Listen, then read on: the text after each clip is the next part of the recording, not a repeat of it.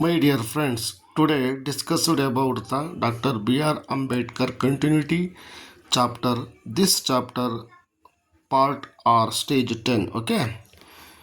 Baba Saheb Ambedkar always stressed the importance of constitutional methods to achieve social objectives. In an interesting observation, he once described the methods of civil disobedience, non-cooperation, and satyagraha as the grammar of anarchy. The observation assumes importance in context of public agitation in free India. It is one thing to utilize these methods in a struggle against an alien power. The right to rebellion is recognized against a government without people's consent, be it alien or national dictatorship, but not in a democracy based on free and fair election. Misdirected and volatile such agitations invariably result in the loss of lives and public property. Okay, again, then I will explain it to Kannada medium. My own and understanding thought and teach and imagination to this all of lines as verses. Okay, let's come.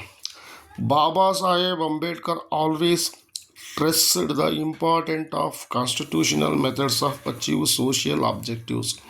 Baba Saheb Ambedkar ಅವರು ಯಾವಾಗಲೂ ಸಹ ಸಮಾಜದ ವಿಷಯಗಳ ಬಗ್ಗೆ ಮತ್ತು ಅದರ ಮುಖ್ಯವಾದಂತಹ ಒತ್ತಡಗಳ ಬಗ್ಗೆ ಮತ್ತು ಸಂವಿಧಾನಾತ್ಮಕ ಹುದ್ದೆಗಳಲ್ಲಿನ ಬೋಧನೆಗಳ ಬಗ್ಗೆ ತುಂಬನೇ ಅವರು ಆ ಒತ್ತಡದಿಂದ ಅವರು ಕೂಡಿರ್ತಾ ಇದ್ದರು ಮತ್ತು ಆ ಸಮಾಜದಲ್ಲಿ ಬರುವಂತಹ ವಿಷಯಗಳ ಬಗ್ಗೆಯೂ ಸಹ ಅವರಿಗೆ ಒಂದು ಕಳವಳ ಅನ್ನೋದು ಸಹ ಇತ್ತು, ಒತ್ತಡ ಅನ್ನೋದು ಸಹ ಇತ್ತು.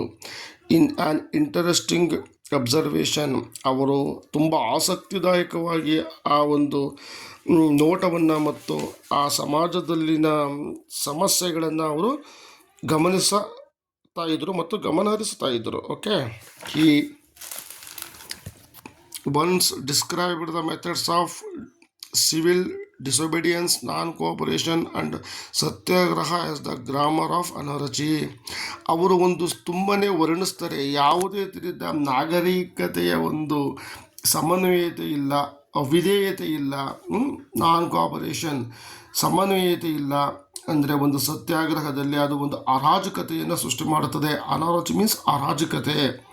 ದ ಅಬ್ಸರ್ವೇಷನ್ ಅಸ್ಯೂಮ್ಸ್, ಆ ಒಂದು ಅವರು ನೋಡುತ್ತಿದ್ದಂತಹ ಗಮನಿಸಿದಂತಹ ಸಂಗತಿಗಳ ಊಹೆಗಳೇನೆಂದರೆ importance in the context of public education free of India. ಒಂದು ಮುಖ್ಯವಾಗಿ ಆ ಒಂದು ವಸ್ತುವಷ್ಟೇನೆಂದರೆ ಒಂದು ಸಾರ್ವಜನಿಕವಾಗಿ ಮತ್ತು ಜನರ ಒಂದು ಸ್ವಾತಂತ್ರ್ಯ. Okay, it is one thing to utilize the methods of struggle against alien power. ಈ ಒಂದು ಸ್ವಾತಂತ್ರ್ಯವನ್ನು ತೆಗೆದರೆ ಅನ್ಯ ಶಕ್ತಿಗಳ ವಿರುದ್ಧ ನಮಗೆ ಅವರಿಗೆ ಬೇಕಾದಂತಹ ವಸ್ತುಗಳ ಮತ್ತು ಬೇಕಾದಂಥ ರೀತಿಯಲ್ಲಿ ವಸ್ತುವಿನ ರೀತಿಯಲ್ಲಿ ಅವರು ಅದೇ ಮಾರ್ಗದಲ್ಲಿ ಅವರು ಅನ್ಯ ಶಕ್ತಿಯ ಮುಖಾಂತರ ಹೋರಾಟವನ್ನು ಸಹ ಎಷ್ಟೇ ಕಷ್ಟ ಇದ್ದರೂ ಅವರು ಮಾಡಬಹುದು. ಸ್ವತಂತ್ರ ಅನ್ನೋದು ಇಂಪಾರ್ಟೆಂಟ್ ಆಗಿರುತ್ತೆ.